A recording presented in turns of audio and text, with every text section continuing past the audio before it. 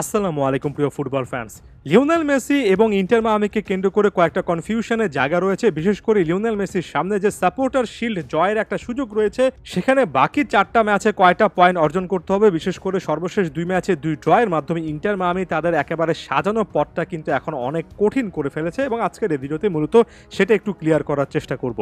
এখন supporter shield প্রসঙ্গে আরও একবার বলিনি, এটা একটা মেজর ট্রফি। লিওনেল মেসির ক্যারিয়ারে সম্ভবত 46তম ট্রফি হবে যদি শেষ পর্যন্ত এমএলএস এর রেগুলার সিজন কিংবা যেটা ইউরোপিয়ান ফুটবলে লিগ টাইটেল বা লিগ শিরোপা বলা হয় সেটা শেষ পর্যন্ত ইন্টার মায়ামি জিততে পারে।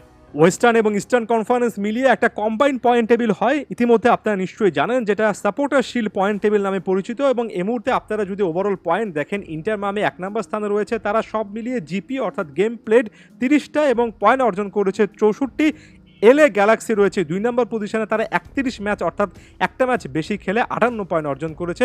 অন্যদিকে সিনসিনাতি 30 ম্যাচে 56 পয়েন্ট, কলম্বাস ক্রু 29 ম্যাচে 56 পয়েন্ট অর্জন করেছে। এখন এখানে ক্লিয়ারলি ইন্টার মায়ামির সর্বশেষ ম্যাচের পরে বলা হচ্ছে যে সেফ সাইডে থাকার জন্য ইন্টার মায়ামিকে আগামী 4টা ম্যাচের মধ্যে সব মিলিয়ে 8টা পয়েন্ট অর্জন করতে হবে এবং একেবারে কঠিন ইকুয়েশনে ইন্টার মায়ামি যদি 4 ম্যাচে 12 পয়েন্টের জায়গায় 8 পয়েন্ট গেইন করতে পারে, অর্থাৎ 2টো জয় 2টো ড্র বা 3টা জয়, এমন টাইপের কোনো একটা ইকুয়েশন সব মিলিয়ে 8 পয়েন্ট ম্যানেজ করতে পারে, তাহলে ইন্টার মায়ামি এমএলএস এর এবার লিগ চ্যাম্পিয়ন হবে। এমনকি 73 পয়েন্ট তারা যদি অর্জন করতে পারে, তাহলে এমএলএস এর অল সিজনের সবচেয়ে পয়েন্টের যে একটা রেকর্ড পয়েন্ট গেইনের, সেই রেকর্ডটা স্পর্শ করে ফেলবে।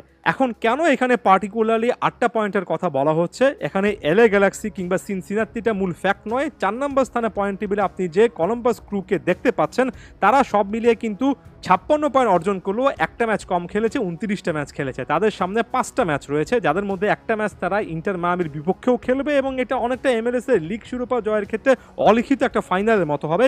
সেটা যাই হোক, এই 5টা ম্যাচে ধরে নিলাম যে কলম্বাস ক্রু সব মিলিয়ে 5টা জয় তুলে নেবে, অর্থাৎ 5 ম্যাচে সব মিলে 15 পয়েন্ট গেইন করতে পারবে। সেক্ষেত্রে টোটাল পয়েন্ট তাদের কিন্তু 56 যোগ 15 অর্থাৎ 71 হবে। সেক্ষেত্রে ইন্টার মায়ামিকে 64 যোগ 8 72 পয়েন্টে থাকতে বলা হচ্ছে, যার মাধ্যমে তারা একেবারে সকল ইকুয়েশনটাকে ইজি করে ফেলে এবারে সাপোর্টার শিল্ডটা জিততে পারবে। এর আগে 2টো ম্যাচে ড্র না করলে ইকুয়েশনটা অনেক সহজ হয়ে যেত, এখনও কিন্তু সহজই মনে হচ্ছে কিছু কিছু জায়গা থেকে যদি ইন্টার মায়ামি 2টো ক্লিয়ার জয় এখানে তুলে নিতে পারে। পার্টিকুলারলি কলম্বাস ক্রিউর বিপক্ষে যদি জয় পায়, তাহলে কলম্বাসও কিন্তু এখানে পয়েন্ট খোয়াবে।